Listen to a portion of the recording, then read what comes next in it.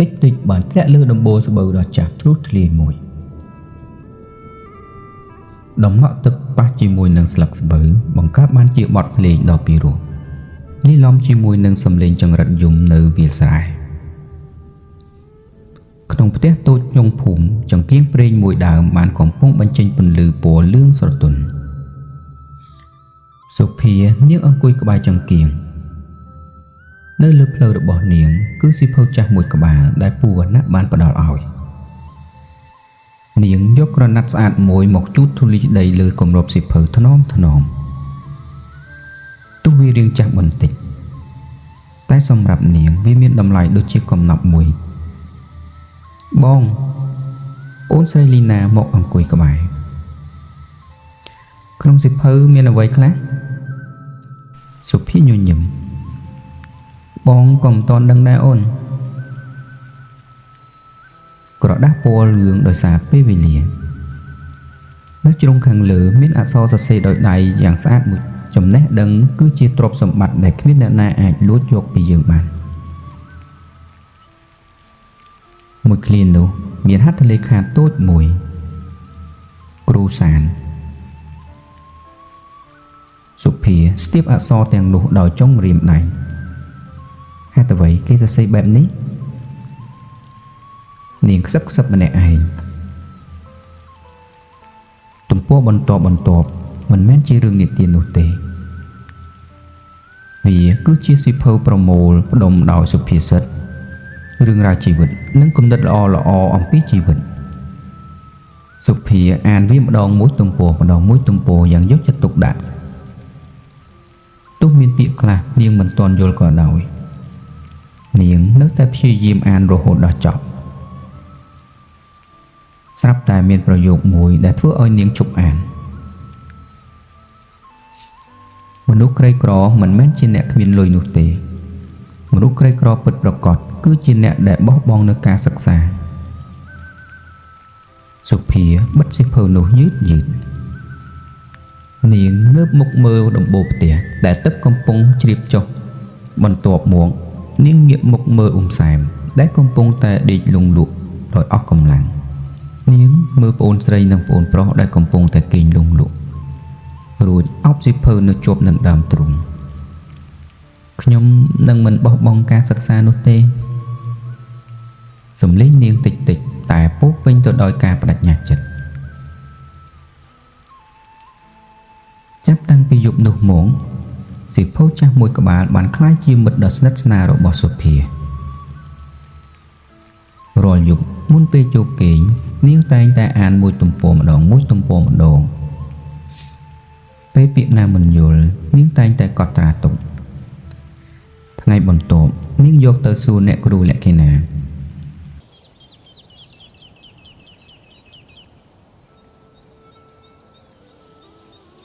អ្នកគ្រូតែងតែញញឹមរាល់ពេលដែលអានសំណួររបស់នាងសុភាកូនជួយចិត្តអានណាស់មែនទេចាហេតុអ្វីសុភាគិតមួយសន្ទុះពេលដែលខ្ញុំអានខ្ញុំមានអារម្មណ៍ថាខ្ញុំបានធ្វើដំណើរទៅកន្លែងដែលខ្ញុំមិនធ្លាប់ទៅអ្នកគ្រូសើចតិចអ្នកនិពន្ធម្នាក់ធ្លាប់និយាយថាសៀវភៅគឺជាបង្អួចឆ្ពោះទៅកាន់ពិភពលោកខាងក្រៅមើលទៅកូនបានបើកបង្អួចនោះហើយ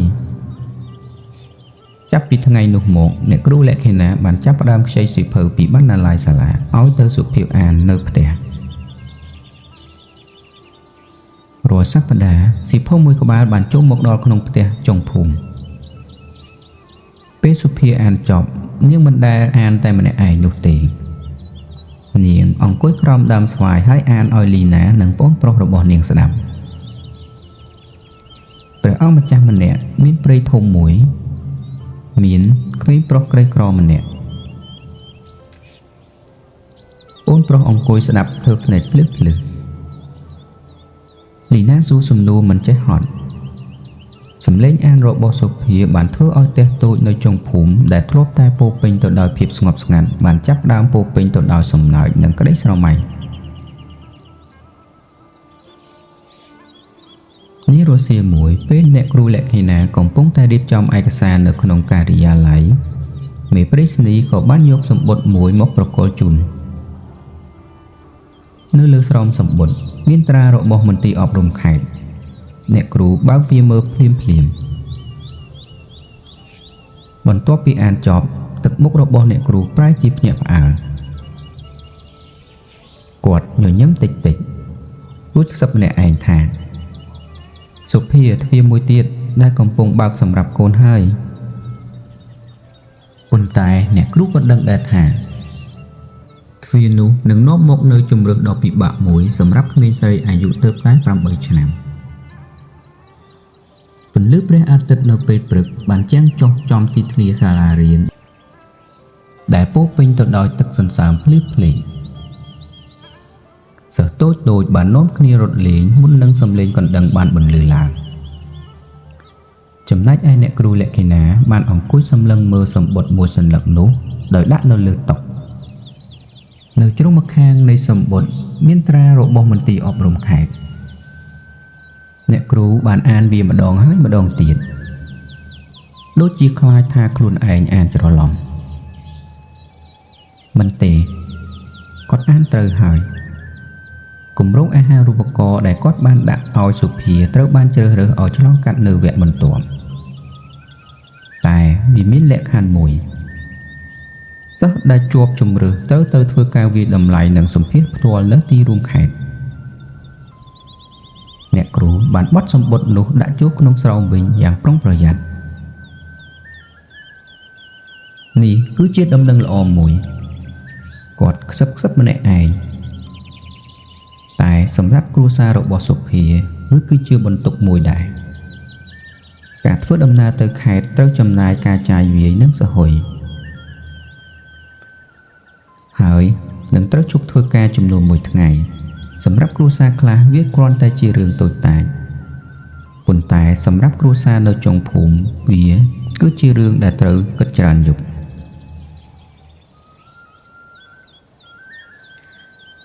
ក្រោយម៉ោងរៀនចប់អ្នកគ្រូបានហៅសុភាមកការិយាល័យ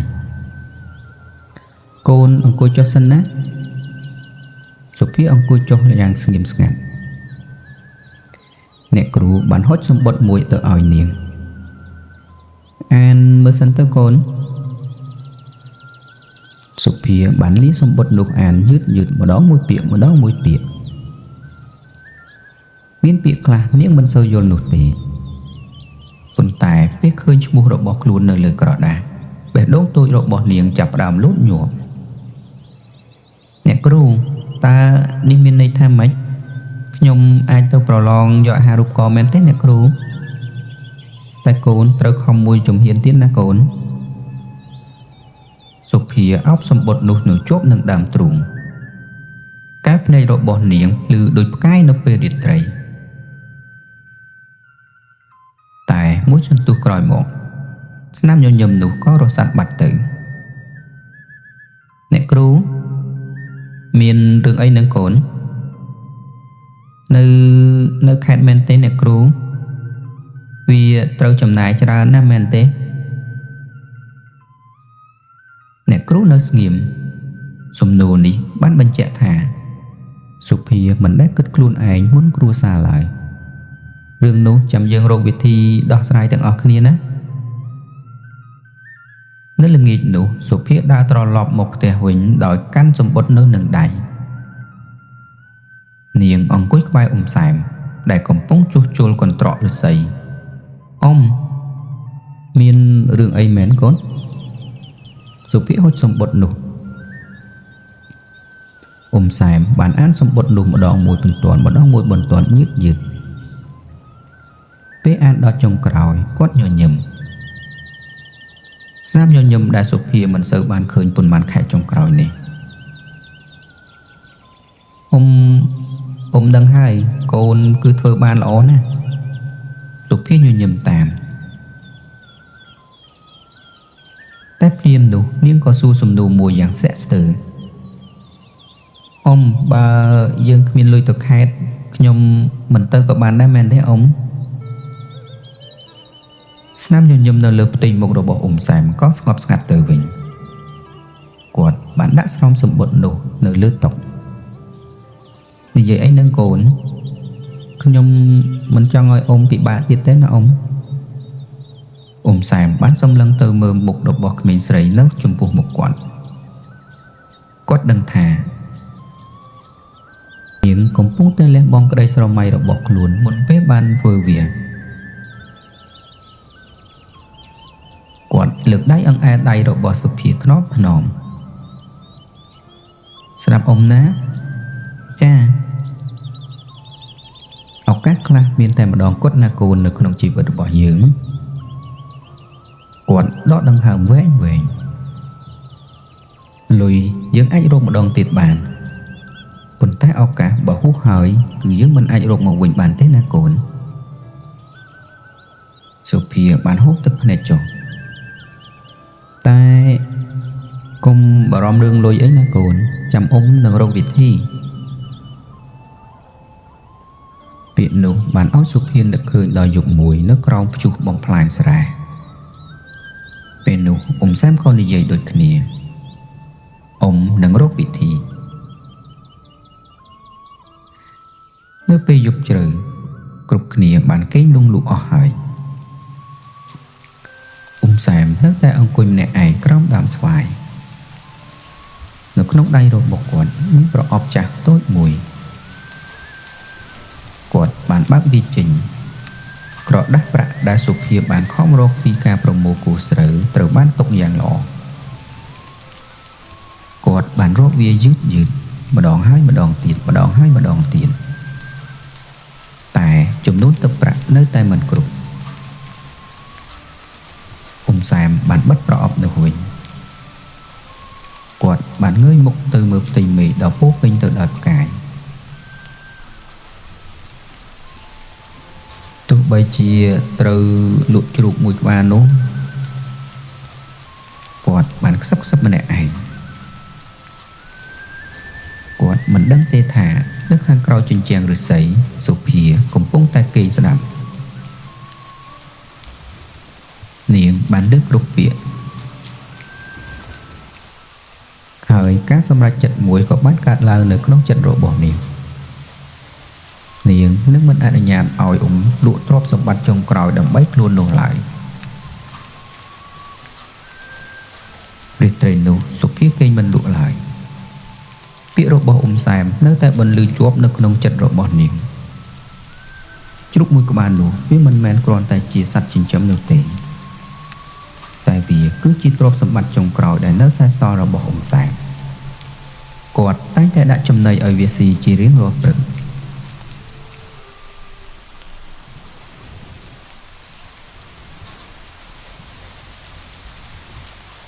នៅព្រឹកថ្ងៃបន្ទាប់សុភាមិនបានទៅសាលាភ្លាមនោះទេនាងបានដើរទៅរកអ៊ំសែមដែលកំពុងតែកាត់ត្រកួនទុកជាចំណីមេជ្រូក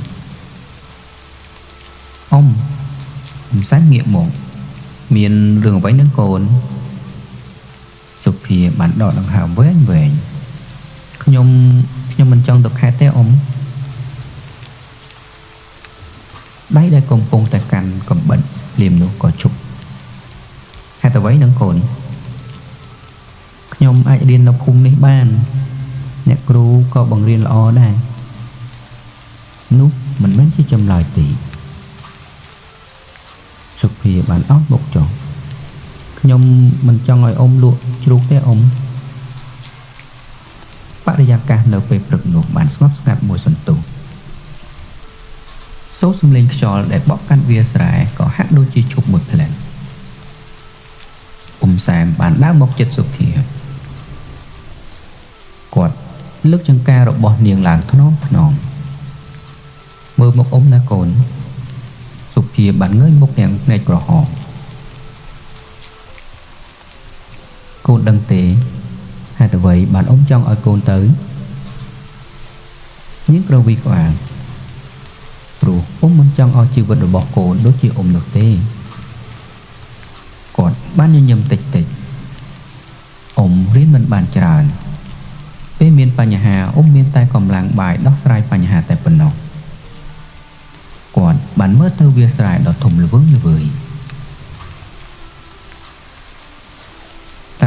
bà côn miên cao ọc rùm đỏ cô nâng miên chùm rực tràn chừng ốm na côn sụp phía sọ tập nền tai mê chụp nút tại cái đấy nó may rồi bọc cồn và bắt từ ốm mình nâng tha từ rồi ai nào bình bản tế na cồn ngày nụ sụp phía ban tơ là riêng tiếng chất mình ngọc bên nè cừu lại khi nào bạn khơi một độ bọt niềng cót đăng thả biến rương quay mùi cạn làng có bị chọc mong riêng nè cừu bạn hát sụp phía ở tớ ông cùi chỉ mùi nước hàng còi là riêng côn công pung ta bảo ròm rương lôi men tế sụp phía ngộ của bà tịch tịch ông có trong đội chru đầm bè nhung từ khán nè cừu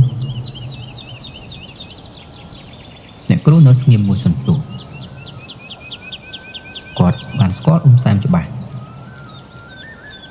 quạt đăng thà sẽ tới trong năm nè này mình ách ra bong cục vàng đầm bầy không mấy nụ tì sụp hía cha nè cừu cồn thọp khơi đam sâu nụ tì cha thọp muốn nâng việc trình phải việc rất long cắt cầm đào ngày liền xóa nâng với chuคนตายวิมันได้ชบหลุดดอนหลุดปีก็ได้สมัยก็ដូចគ្នាវាត្រូវការលះបង់សុភាខ្សឹបតិចតិចតែខ្ញុំមិនចង់ឲ្យអ៊ំលះបង់តែម្នាក់ឯងនោះទេហេតុនេះហើយទើបអ្នកគ្រូជឿថាកូនសមនឹងទទួលបានឱកាសនេះព្រោះកូនមិនដែលគិតពីខ្លួនឯងនោះទេនៅរសៀលថ្ងៃដដែលអ្នកគ្រូលក្ខិណាបានទៅជួបនាយកសាលាគាត់បានយករឿងរ៉ាវរបស់សុភាទៅពិភាក្សាជាមួយលោកនាយកសាលាបានស្ដាប់យ៉ាងយកចិត្តទុកដាក់បន្ទាប់មកគាត់បានបើកថតតុរួចក៏ដកសៀវភៅកត់ត្រាមួយក្បាលចេញសាលាយើងមានមូលនិធិតូចមួយដែលអ្នកគ្រូបរិច្ចាគរាល់ខែអ្នកគ្រូអាចយកកញ្ចប់នេះទៅប្រើបានណាអ្នកគ្រូលក្ខិណាបានងើបមុខឡើងលោកនាយកនេះមានន័យថានាយកញញឹមយើងប្រហែលជាមិនអាចជួយទាំងអស់នោះទេគាត់បិទសៀវភៅនោះយឺត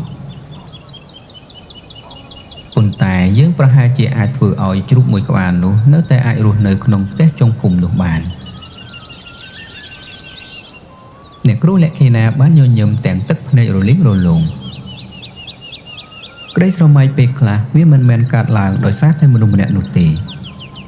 វាបានកើតចេញពីមនុស្សជាច្រើនអ្នកដែលបានលូកដៃជួយគ្នាម្នាក់បន្តិចប៉ុន្តែសុភានិងអ៊ុំសែមមិនទាន់ដឹងរឿងនេះនៅឡើយទេពួកគេនៅតែគិតថាថ្ងៃស្អែកជ្រូកញីមួយក្បាលនឹងត្រូវនាំចេញពីផ្ទះ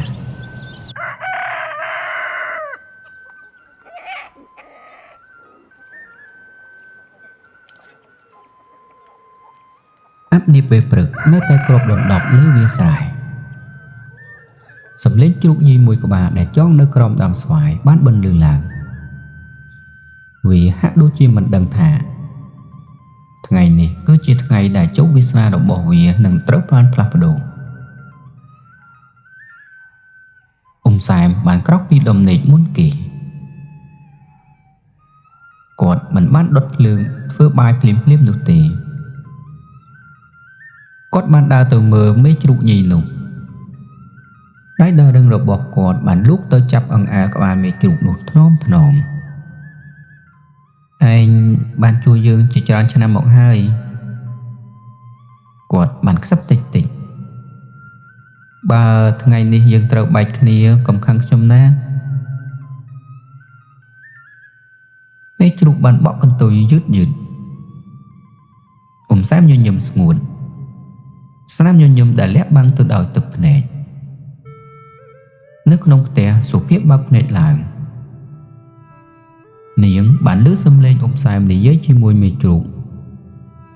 បេះដូងរបស់នាងចាប់ផ្ដើមឈឺចាប់នាងចង់រត់ទៅនិយាយថាអ៊ំ កុំលក់វាអីខ្ញុំមិនទៅខេត្តក៏បានដែរណាអ៊ំប៉ុន្តែនាងមិនហ៊ាននិយាយទេនាងដឹងថានាងនិយាយបែបនេះអ៊ំសែមនឹងពិបាកចិត្តជាងមុនព្រះអាទិត្យបានចាប់ផ្ដើមរះសំឡេងម៉ូតូមួយគ្រឿងបានលាន់ឮនៅមុខផ្ទះសុភាបានសម្លឹងចេញតាមបង្អួចនាងគិតថាអ្នកទិញជ្រូកនឹងមកដល់ហើយតែពេលម៉ូតូឈប់អ្នកដែលចុះពីលើម៉ូតូមិនមែនជាឈ្មួញទិញជ្រូកនោះឡើយនោះគឺអ្នកគ្រូលក្ខិណានៅពីខាងក្រោយគាត់គឺនាយកសាលាអ៊ំសែមបានភ្ញាក់ផ្អើលលោកគ្រូអ្នកគ្រូលក្ខិណាញញឹមសូមទោសណាអ៊ំដែលខ្ញុំមករៀងព្រឹកបន្តិចហើយថ្ងៃនេះលោកនាយកបានកាន់ស្រោមសម្បុត្រពណ៌សមួយគាត់អង្គុយលើកៅអីចាស់ដែលអ៊ំសែមប្រញាប់យកមកឲ្យបន្ទាប់មកគាត់និយាយដល់សំឡេងមួយពីម្សិលមិញអ្នកគ្រូលក្ខិណាបានប្រាប់ខ្ញុំអស់ហើយពីរឿងសុភាអ៊ំសែមបានអោនមុខចុះខ្ញុំសុំទោសដែលខ្ញុំគ្មានលទ្ធភាពលោកនាយកក្រវីក្បាលអ៊ំមិនបាច់សុំទោសទេគាត់បានដកស្រោមសម្បុត្រដាក់នៅលើតុនេះគឺជាមូលនិធិរបស់សាលាគ្រូនិងបុគ្គលិកចូលរួមបរិច្ចាគម្នាក់បន្តិចណាអ៊ំគាត់មិនហ៊ានលូកដៃប៉ះស្រោមសម្បុត្រនោះឡើយវាមិនមែនជាលុយច្រើននោះទេណាអ៊ំលោកនាយកបន្តតែវាគ្រប់គ្រាន់សម្រាប់ធ្វើដំណើរទៅខេត្តនិងការចំណាយចាំបាច់មួយចំនួនណាអ៊ំសុភាបានឈរនៅក្បែរទ្វារទឹកភ្នែករបស់នាងបានធ្លាក់ចុះនាងមិនជឿថាមានមនុស្សជាច្រើនដែលមិនធ្លាប់ស្គាល់បានមកជួយនាងនោះទេអ៊ំសែមបានលើកសម្បុត្រនោះឡើងយឺតដៃរបស់គាត់ចាប់ផ្ដើមញ័រតិចខ្ញុំមិនដឹងថាត្រូវនិយាយអ្វីទេអ្នកគ្រូលោកគ្រូអ្នកគ្រូលក្ខិណាញញឹមបើអ៊ំចង់សងគុណខ្ញុំគាត់ងាកទៅមើលសុភាសូមឲ្យសុភាខំរៀនអស់ពីសមត្ថភាពនោះគឺជាការអរគុណដ៏មានតម្លៃសម្រាប់ពួកខ្ញុំណាអ៊ំសុភាដើរមកមុខនាងបានលុតជង្គង់ចុះដោយក្រីគោរពអ្នកគ្រូលោកនាយកទឹកភ្នែករបស់នាងបានស្រក់ចុះនៅលើខ្នងដៃខ្ញុំសន្យាថាខ្ញុំនឹងខំរៀនខ្ញុំនឹងមិនឲ្យទឹកចិត្តរបស់អ្នកគ្រប់គ្នាបាត់បង់ដោយឥតន័យឡើយលោកនាយកបានលើកសុភាឲ្យឈរឡើងកូនមិនជំពាក់យើងអ្វីទេគាត់និយាយដោយស្នាមញញឹមថ្ងៃណាមួយបើកូនមានលទ្ធភាពសូមកូនជួយក្មេងម្នាក់ទៀតដែលកំពុងតែជួបការលំបាកដូចជាកូនចឹងដែរណាកូនសុភាងក់ក្បាលទាំងទឹកភ្នែកនាងនឹងចងចាំនៅពាក្យសម្ដីនេះទុកព្រោះវាស្រដៀងនឹងពាក្យសម្ដីរបស់ពូវណ្ណៈនិយាយសុភាទើបយល់ថាមនុស្សល្អទោះមិនស្គាល់គ្នាក៏អាចមានគំនិតដូចគ្នាដែរ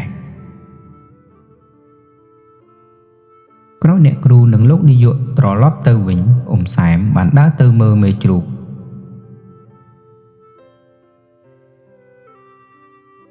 គាត់បានដោះខ្សែចេញពីកវាចេញសុភាបានស្ទុះចូលអ៊ំថ្ងៃនេះឯងមិនទៅណាទេគាត់បានអង្អែលក្បាលមេជ្រូកនោះថ្នមយើងនឹងនៅជាមួយគ្នាបន្តទៀតណាមេជ្រូកបានបន្លឺសំឡេងឡើងយ៉ាងវែង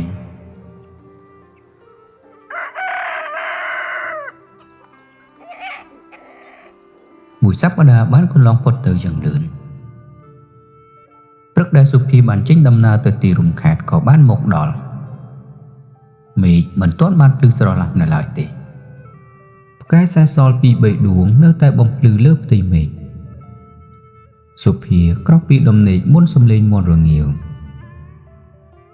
នាងមិនអាចគេងលក់ពេញមួយយប់មិនមែនព្រោះតែភ័យនោះទេតែដោយក្តីរំភើប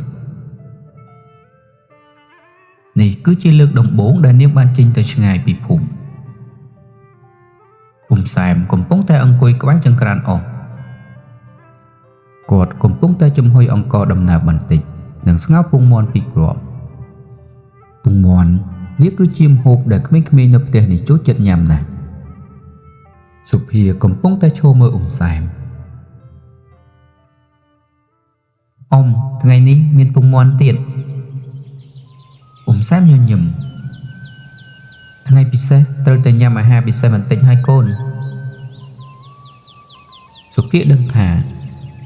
ពងមាន់ពីគ្រាប់នេះប្រហែលជាបានមកពីមេវាដែលខំចិញ្ចឹមទុកនាងបំបែកពងមាន់មួយជា2ចំណែករួចក៏ហុចពាក់កណ្ដាលទៀតទៅឲ្យលីណាហើយពាក់កណ្ដាលទៀតទៅឲ្យប្អូនប្រុសបងមិនឃ្លានទេលីណាក៏វិក្បាលអត់ទេបងត្រូវធ្វើដំណើរឆ្ងាយនាងបានប្រើស្លាបព្រាតូចដាក់ពងមាន់ត្រឡប់ទៅក្នុងចានវិញសែមបានមើលទស្សនភាពនោះយ៉ាងស្ងៀមស្ងាត់ក្មេងៗទាំង3គ្មាននរណាម្នាក់ចង់យកចំណែកនោះឡើយក្រោយញ៉ាំបាយរួចសែមបានចេញទៅក្រៅផ្ទះមួយសន្ទុះក្រោយមកគាត់ត្រឡប់មកវិញដោយកាន់កាបូបស្ពាយពណ៌ខៀវចាស់មួយខ្សែស្ពាយត្រូវបានដេរជួសជុលជាច្រើនកន្លែងនេះគឺជាកាបូបរបស់កូនស្រីដែលកាលពួកគាត់នៅរៀនដៃទាំងពីររបស់សុភាក៏ចាប់ទទួលយកនាងបានចាប់កាបូបនោះស្ពាយឡើងទោះវាចាស់បន្តិចតែសម្រាប់នាងវាស្អាតជាងកាបូបថ្មីណាទាំងអស់អរគុណមុនចេញដំណើរលីណាបានរត់ទៅក្នុងបន្ទប់នាងត្រឡប់មកវិញដោយកាន់ខ្សែដៃត្បាញអំពីអំបោះសនិងខៀវបងអីគេខ្ញុំត្បាញឲ្យបងសុភាពភ្ញាក់ផ្អើលបងចេះត្បាញពីពេលណាលីណាញញឹមបង្រៀននាងចាប់ដៃបងស្រីរួចចងខ្សែអំបោះនោះយ៉ាងប្រុងប្រយ័ត្នពេលដែលបងនៅផ្ទះបងមើលខ្សែដៃនេះណាសុភាពអោបប្អូនស្រីយ៉ាងណែននាងមិនអាចនិយាយអ្វីទៀតបានឡើយសំឡេងម៉ូតូមួយគ្រឿងបានបន្លឺឡើងមកដល់មុខផ្ទះអ្នកគ្រូលក្ខិណាបានចុះមកដល់រួចរាល់ហើយនៅឬកូនចាអ្នកគ្រូសែមបានលើកកាបូបដាក់លើម៉ូតូមុនសុភាឡើងជិះម៉ូតូគាត់បានលូកដៃទៅក្នុងហោប៉ៅដកក្រដាសប្រាក់ចាស់ដែលបត់ទុកយ៉ាងស្អាតនេះទុកចាយពេលទៅខេត្តណាកូនសុភាស្គាល់ក្រដាសប្រាក់នោះវាជាប្រាក់របស់ដែលសន្សំទុកមកយូរហើយនាងប្រញាប់ក្រវីក្បាលខ្ញុំ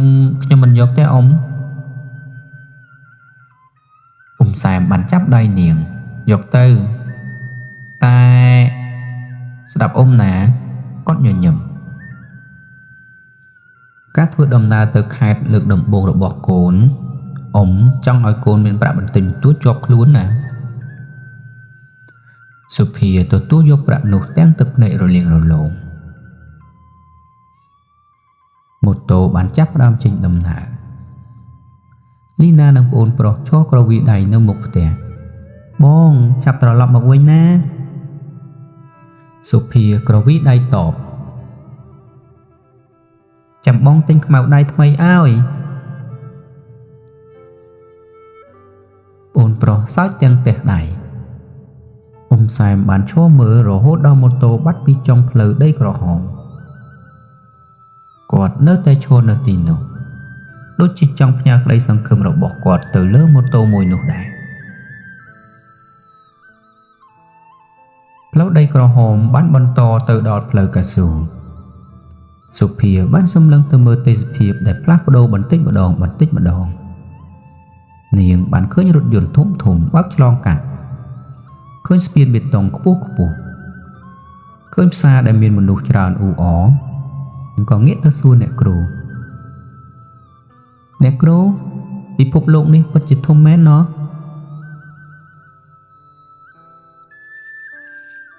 អ្នកគ្រូសើចតិចនេះគ្រាន់តែជាផ្នែកមួយទេសុភាបើកភ្នែកធំនៅក្នុងចិត្តរបស់នាងមានអារម្មណ៍ដូចជាសៀវភៅដែលនាងធ្លាប់បានអានតែពេលនេះនាងបានឃើញនៅនឹងមុខ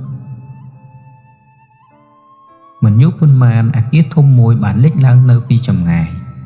រថយន្តជាច្រើនបានចតនៅពីខាងមុខអគារនោះសិស្សជាច្រើនដែលមកពីស្រុកផ្សេងកំពុងដើរចូលទៅក្នុងបរិវេណអ្នកគ្រូលក្ខិណាបានបញ្ជប់ម៉ូតូដល់ហើយណាកូនសុភាបានចុះពីលើម៉ូតូយឺតនាងបានសម្លឹងទៅមើលអគារដ៏ធំខ្ពស់នោះវាពិតជាធំជាងសាលារបស់នាងច្រើនដងបេះដូងរបស់នាងចាប់ផ្ដើមលោតញាំនាងមិនខ្លាចការប្រឡងនោះទេតែនាងខ្លាចថាខ្លួនឯងមិនស័ក្តិសមនឹងកន្លែងនេះអ្នកគ្រូលក្ខិណាបានសង្កេតឃើញដៃរបស់នាងកំពុងតែចាប់ខ្សែកអូបយ៉ាងណែនគាត់ញញឹមហើយនិយាយតិចថាកូនដឹងទេកុំមើលអគារថាធំប៉ុណ្ណាគាត់ចង្អុលទៅកាន់បេះដូងរបស់សុភាត្រូវមើលថាបេះដូងរបស់កូនធំប៉ុណ្ណាសុភាដកដង្ហើមវែងនាងក្តាប់ខ្សែដៃដែលលីណាបានឲ្យយ៉ាងណែននាងមិនដឹងទេថានៅខាងក្នុងនាងនឹងបានជួបការប្រឡងប្រជែងបែបណានោះទេប៉ុន្តែនាងដឹងច្បាស់ថានាងមិនមែនកំពុងតែដើរម្នាក់ឯងនោះឡើយបរិវេណមន្ទីរអប់រំពោពេញទៅដោយសម្លេងមនុស្សច្រើនអ៊ូអរសិស្សតូចដែលទំនងមកពីស្រុកផ្សេងគ្នាបានអង្គុយរងចាំនៅខាងក្រោមដើមឈើធំមួយអ្នកខ្លះមកជាមួយឪពុកម្ដាយហើយអ្នកខ្លះទៀតក៏មកជាមួយលោកគ្រូអ្នកគ្រូរបស់ពួកគេអ្នកខ្លះស្លៀកឯកសណ្ឋានថ្មីស្រឡាងរីឯអ្នកខ្លះទៀតកាន់កាបូបថ្មីមានសៀវភៅរៀបចំយ៉ាងស្អាតបាតសុភាឈរនៅក្បែរអ្នកគ្រូលក្ខិណាដោយស្ងៀមស្ងាត់នាងមិនហ៊ានមើលអ្នកណាយូរនោះទេដៃដ៏តូចរបស់នាងបានក្តាប់ខ្សែកាបូបពណ៌ខៀវចាស់ដែលសែមបានឲ្យនោះយ៉ាងណែនអ្នកគ្រូលក្ខិណាបានសម្លឹងមើលទៅនាងភ័យទេកូនសុភាញញឹមតិចដែរអ្នកគ្រូភ័យរឿងអ្វីនាងស្ទាក់ស្ទើរមួយផ្លែតខ្ញុំខ្លាចថាខ្ញុំមិនពូកែដូចគេភ្លាមនោះអ្នកគ្រូលក្ខិណាបានឆ្លើយតបគាត់គ្រាន់តែសួរទៅវិញថាការកូនរៀនអក្សរដំបូងកូនចេះភ្លាមទេអត់ទេអ្នកគ្រូចុះកាលសែមបង្រៀនឲ្យកូនដាំបាយលើកដំបូងបាយឆ្ងាញ់ភ្លាមទេកូនសុភាសាច់តិចអត់ផងបាយខ្លោចអ្នកគ្រូក៏សើចឃើញទេមនុស្សពូកែមិនមែនជាមនុស្សដែលមិនធ្លាប់ខុសនោះទេគឺជាមនុស្សដែលមិនដែលឈប់នឹងការព្យាយាមសុភាបានងក់ក្បាលតិចបេះដូងរបស់នាងចាប់ផ្ដើមស្ងប់ជាងមុនបន្តិចមួយសន្ទុះក្រោយសំឡេងប្រកាសបានបន្លឺឡើងសូមបេក្ខជនទាំងអស់អញ្ជើញចូលបន្ទប់ប្រឡងសុភាក៏ដើរតាមសិស្សដទៃទៀតពេលឈានដល់ទ្វារបន្ទប់នាងបានឈរមើលបន្ទប់ដ៏ធំមួយ ដែលមានរៀបចំតុយ៉ាងមានរបៀបរៀបរយនៅលើជញ្ជាំងមានព្យួរនាឡិកាមួយនាងដកដង្ហើមយ៉ាងវែងបងអាចធ្វើបាននាងខ្សឹបប្រាប់ខ្លួនឯងនាងបានអង្គុយនៅលេខកៅអីទី12ក្បែរនាងនោះមានក្មេងស្រីម្នាក់ទៀតបានស្លៀកឯកសន្តានស្អាតបាតក្មេងនោះបានញញឹមដាក់នាងសួស្តីខ្ញុំឈ្មោះមេលាសុភារៀងភ្ញាក់ផ្អើលបន្តិចចាស់ខ្ញុំសុភាមកពីស្រុកណាដែរមកពីភូមិតូចមួយនៅឆ្ងាយពីនេះណាមេលាងក់ក្បាលខ្ញុំក៏មកពីស្រុកដែរសុភាក៏ញញឹមទៅវិញការសន្ទនាខ្លីៗនោះបានធ្វើឲ្យនាងបាត់អស់នៅអារម្មណ៍ឯកោបន្តិចមុនពេលប្រឡងអ្នកត្រួតពិនិត្យបានដើរមកពិនិត្យឯកសារពេលដែលគាត់ដើរមកដល់តុសុភាគាត់ញញឹមកូនមកពីឆ្ងាយមែនទេកូនចាសុភាឆ្លើយយ៉ាងសុភាពសូមសំណាងល្អណាគ្រាន់តែពាក្យលើកទឹកចិត្តមួយឃ្លានោះបានធ្វើឲ្យសុភាមានកម្លាំងចិត្តឡើងវិញក្រដាស់ប្រឡងបានចែកមកដល់ដៃរបស់បេក្ខជនគ្រប់រូបសុភាបានទទួលវាដោយដៃពីរនាងបិទភ្នែកមួយផ្លែតក្នុងចិត្តរបស់នាងនឹកឃើញនៅមុខមនុស្សជាច្រើនម្ដាយអ៊ុំសែមអ្នកគ្រូលក្ខិណាលោកនាយកពូវណ្ណៈអូនប្រុសព្រមទាំងលីណានិងខ្សែដៃរបស់នាងលូកដៃប៉ះខ្សែដៃនោះតិចរួចបើកក្រដាស់ប្រឡងសំណួរទី1នាងអានយឺតសំណួរទី2នាងញញឹមតិចខ្ញុំធ្លាប់រៀនម៉ៅដៃបានចាប់ផ្ដើមរត់នៅលើក្រដាស់ពណ៌សមួយបន្ទាន់ម្ដងរហូតដល់ទំព័រចុងក្រោយពេលកំពុងសរសេរនាងភ្លេចអស់នៅថាខ្លួនកំពុងប្រឡងនាងគិតតែពីឆ្លើយសំណួរឲ្យអស់ពីសមត្ថភាពពេលវេលាបានឆ្លងផុតទៅយ៉ាងលឿននៅសល់ពេល15នាទីទៀតសំឡេងអ្នកគ្រូបានត្រួតពិនិត្យបន្លឺឡើងសុភាបានពិនិត្យចម្លើយរបស់នាងម្ដងទៀតនាងមិនដឹងថាខ្លួននឹងត្រូវបានបន្ទុកប៉ុន្មាននោះទេតែរឿងមួយដែលនាងដឹងច្បាស់ថានាងនឹងប្រឹងឲ្យអស់ពីសមត្ថភាពហើយពេលខ្លះទៀតការប្រឹងប្រែងឲ្យអស់ពីសមត្ថភាពគឺជាជ័យជំនះដំបូងមុនលទ្ធផលទៅទៀតអស់ម៉ោងហើយសិស្សទាំងអស់បានចាប់ផ្ដើមដាក់ខ្មៅដៃចុះសុភាបានលើកក្រដាស់ប្រឡងប្រគល់ជូនអ្នកត្រួតពិនិត្យពេលដើរចេញពីបន្ទប់នាងមានអារម្មណ៍ថាស្រស់ស្រាយជាងមុននៅខាងក្រៅថ្នាក់អ្នកគ្រូលក្ខិណាកំពុងតែចាំនៅមុខយ៉ាងម៉េចដែរសុភាញញឹមខ្ញុំមិនដឹងថាជាប់ឬអត់ទេអ្នកគ្រូនាងសម្លឹងទៅមើលមេឃពណ៌ខៀវតែថ្ងៃនេះខ្ញុំមិនខ្លាចខ្លួនឯងទៀតទេអ្នកគ្រូលក្ខិណាបានញញឹមដោយមោទនភាពគាត់ដឹងថាក្មេងស្រីម្នាក់នេះបានឈ្នះនៅអ្វីដែលសំខាន់ជាងការប្រឡងទៅទៀតនោះគឺឈ្នះការសង្ស័យលើខ្លួនឯងតែនៅមិនទាន់អស់នោះទេមុនត្រឡប់ទៅភូមិវិញសុភាបានទទួលនៅបទពិសោធន៍មួយទៀតដែលនាងចងចាំពេញមួយជីវិតបទពិសោធន៍នោះគឺមិនមែននៅក្នុងបន្ទប់ប្រឡងនោះទេតែវាស្ថិតនៅក្នុងបណ្ណាល័យដ៏ធំមួយដែលមានសៀវភៅរាប់ពាន់ក្បាល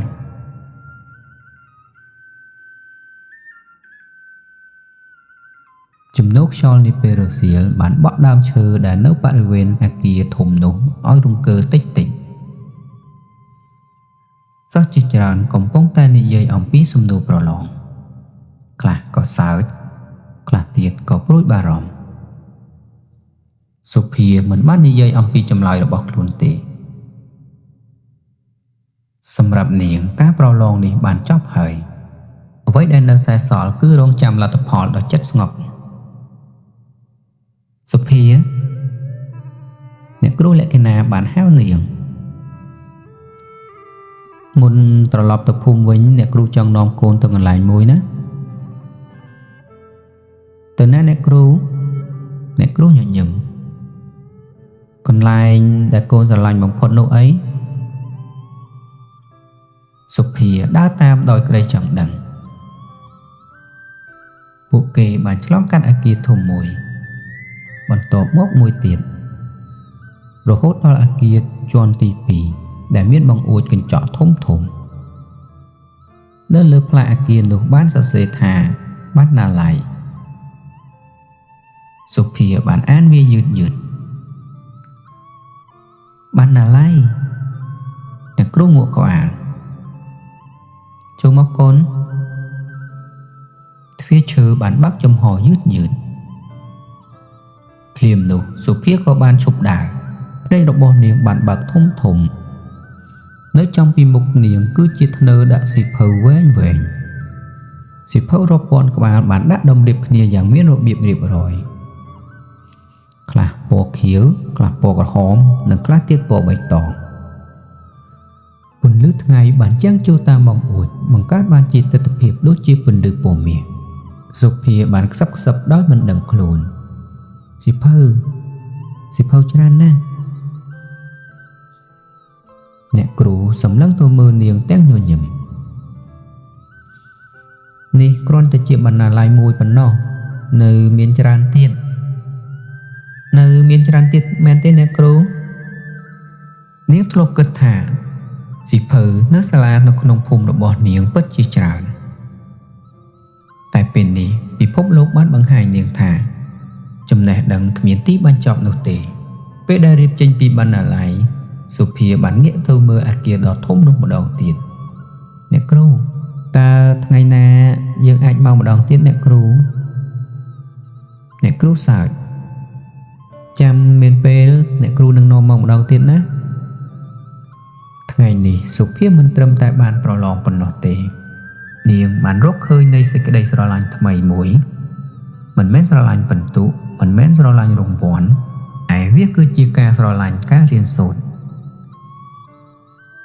ផ្លូវដែលត្រឡប់មកពីទីរួមខេត្តវាហាក់បីដូចជាខ្លីពេលដែលទៅប្រហែលមិនមែនដោយសារផ្លូវនោះទេ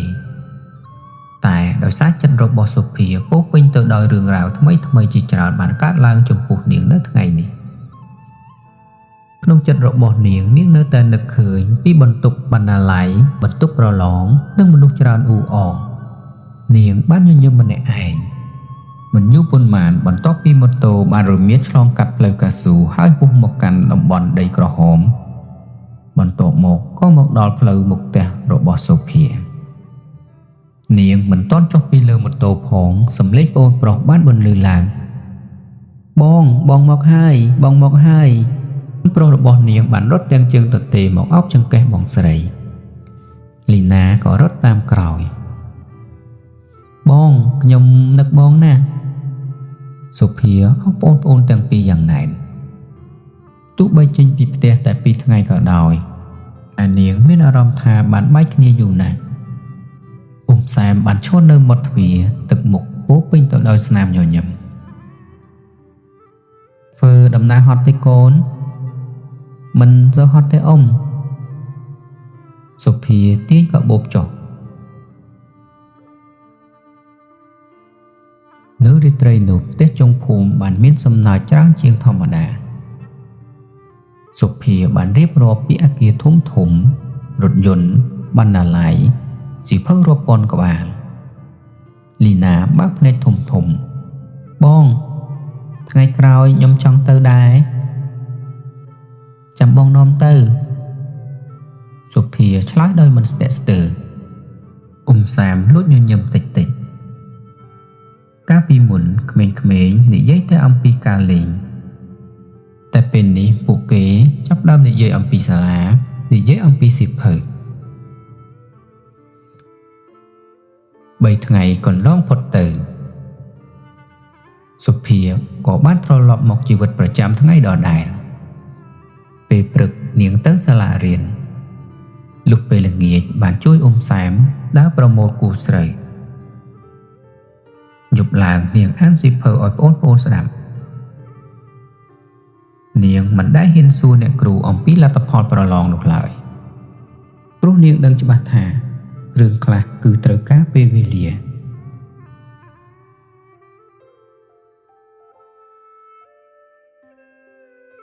ព្រឹកថ្ងៃទី4បន្ទាប់ពីសុភាមកពីប្រឡងខណៈពេលដែលសិស្សកំពុងតែសូត្រមេរៀនស្រាប់តែមានសំឡេងម៉ូតូមួយបានឈប់នៅមុខសាលារៀន